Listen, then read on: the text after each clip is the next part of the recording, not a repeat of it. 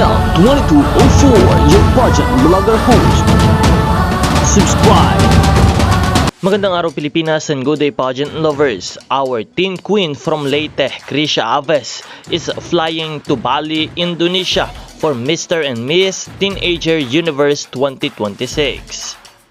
Isang panibagong karangalan na naman para sa Pilipinas as our very own teen queen, Krisha Aves proudly carries the Philippine flag on the international stage. Mula Leyte, dala niya ang ganda, talino at pusong palaban ng isang Filipina queen na handang makipagsabayan sa iba't ibang kandidata mula sa iba't ibang bansa.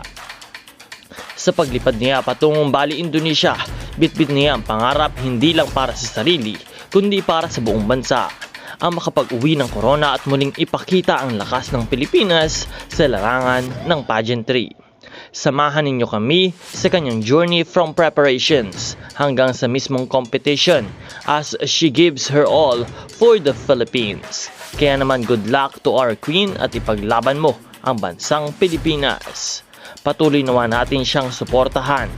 None other than Krisha Aves, our Miss Teen Queen Philippines Universe 2026.